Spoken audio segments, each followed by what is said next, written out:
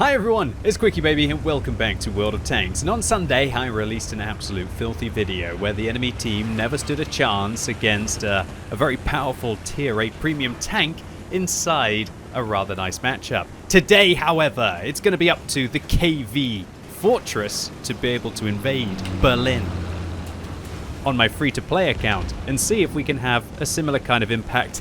Oh, well, let's be honest, we're not going to be able to have a similar kind of impact on a KV-4. I don't even have a lick of paint on this vehicle. That's how free-to-play this account is. No premium consumables. We do have a few premium rounds though, but whether we choose to use them or not remains to be seen.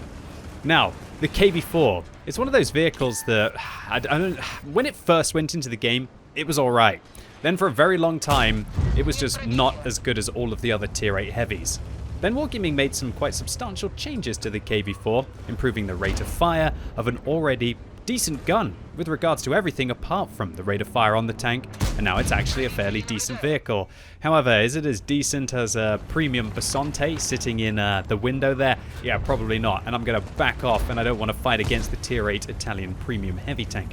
However, the SU-152, this vehicle is almost designed to duel against. My armor will be able to ricochet them quite a lot of the time, and if they choose to fire the high explosive round, because they want to have the 152mm caliber gun on that tank, then I'm going to be able to absorb most of the damage. And with the great rate of fire that this vehicle has, firing 6.67 rounds a minute base, and then we add on to that Brothers in Arms, if we manage to have that on this vehicle, and I'm using a gun rammer and vents as well on this tank to really maximize the damage output, because this vehicle has a surprising amount of damage. And if you do run this vehicle with things like Brothers in Arms, and even if you're willing to use a premium consumable on this tank, you can really surprise your opponents with how quickly this little 320mm alpha damage 107mm gun is able to. Did I say a 320mm? Whatever. It's a 107mm caliber gun that does 320 damage, and that's enough to take the tracks off. The 703-2, the vehicle that I was playing in my video on Sunday, gets locked down, fails to penetrate the KV-4. You might be thinking, well, QB, aren't you over-angling this vehicle? Well, no, not really, because it has 150mm of side armor. And so over-angling this tank is your best way to be able to bait your opponents into not dealing damage to you. However, sitting in front of a reward vehicle, the T55A, and having heat spammed at me doesn't sound like my idea of a good time. So instead, I'm going to try and do this rather awkward 3-point turn around this Tiger P. Do you think maybe the Tiger P just gave up inside this game? I don't know. You know what, if I was a tier 7, and if I was a Tiger P, it doesn't matter about it being tier 7. If I was a Tiger P and having to fight against T55As and Leopards and all of that kind of stuff, I might give up as well. So I have to end up doing a very awkward 3-point turn around the Tiger P and make my way round to try and secure the flank, because the last thing that I want is for the T55A and the Object 703-2 to be able to hold these locations here, or even worse, try and get behind my team. And there we go, great ambush, but who really ambushed who? The T55A pens the front of my tank. I managed to go through the side of theirs, and I think this T55A is very overconfident and doesn't expect the KV-4 to have such good DPM. I'm angling my vehicle correctly, and I'm putting consistent rounds into this T55A, and even though they're spending 5,000 credits a shot in comparison to the 1,000 I'm spending on my armor-piercing rounds, we're dealing just as much damage to them. Now I over-angle my armor for the 1357. He fails to penetrate me. Focus on the T55A because I felt like that was the bigger threat in this situation. We shut the T55A down with the help of the T44-100 on my team, who is approaching from the western flank. I say a big thank you to the UDES for coming in and assisting me against the AMX 1357. And wow, the KV-4 looking very strong here. But look at the health points at the top of the screen. We're still down by 1,500 hit points with 7.6 to 9,000 hit points. And we've got a big glut of tanks trying to push through. I'm checking to see how many hit points my T44-100 is on. I'm asking them for my help. And I'm hoping that the UDES, who's down to 120 hit points, is going to be able to assist me, who is down to 327 as well. This is looking rather grave, but we have to take our chances here. You'll notice that I'm not trying to side scrape in this vehicle, because I feel like I've got to get out round the corner quickly and pull back round the corner quickly. And remember, the vehicle does have that 150mm of side armor, and so angling it like that is not even isn't too bad, and it also means that your front plate will become a pretty much an auto ricochet. So we have now decided in this tough situation where we're down to a one-shot for all of the enemy vehicles, and they certainly aren't a one-shot for us, to christen the premium rounds on this vehicle. We're going to load the gold, and now we've got 289 millimeters of penetration.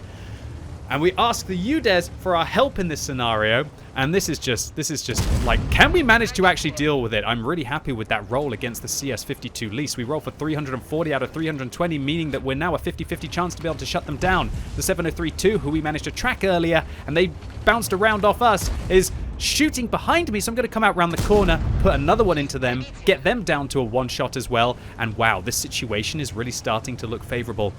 With the T-44-100 providing that rear support from the north of my location, it looks like we've got these players held down. So we come around the corner, put a shot into the lower plate of the 703-2, bounce the KV-3 and also the 703-2, and now it's a Basante, the one that hit me at the start of this game, exposing their lower plate to the KV-Four-Tress, which shuts them down. And I think it's quite fitting that the KV-4 would end up with 4 kills and 4,400 damage. Illuminati, please. Yes, I was absolutely thrilled with this game.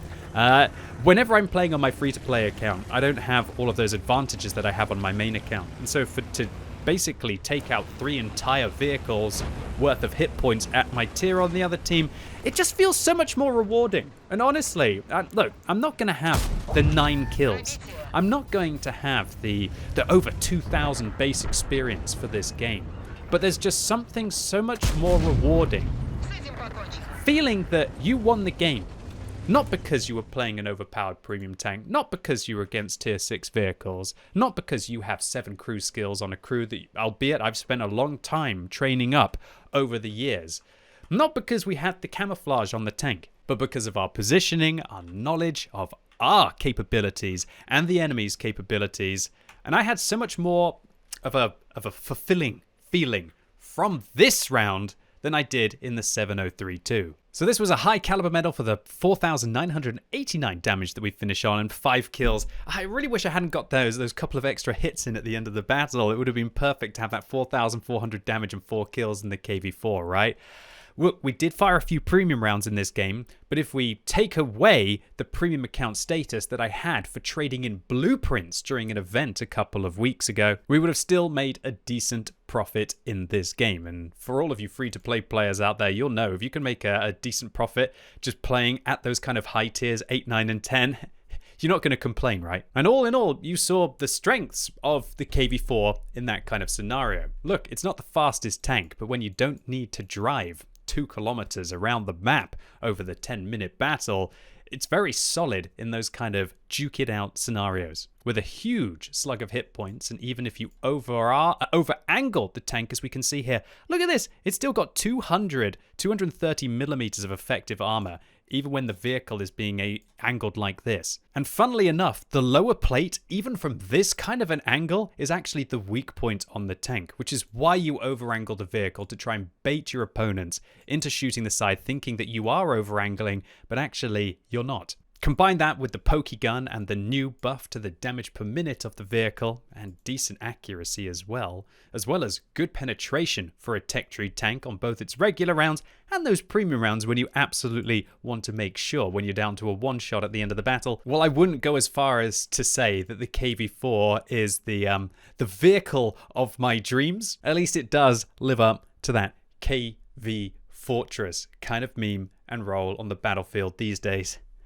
At least when you're not getting slung gold at you from tier 9 and tier 10 tanks, right? Anyway, ladies and gents, boys and girls, that was it for today. Hopefully I paid my penance in the KV-4 playing full free-to-play today compared to the video on Sunday, right? Where it felt like the enemy team never stood a chance. If you enjoyed the video, make sure you give it a thumbs up. And if you want to see more free-to-play games in tech tree tanks, let me know. If you hated it, make sure you give it a thumbs down as well. And as always, thank you so much for watching. You've been epic, and hopefully I'll see you soon.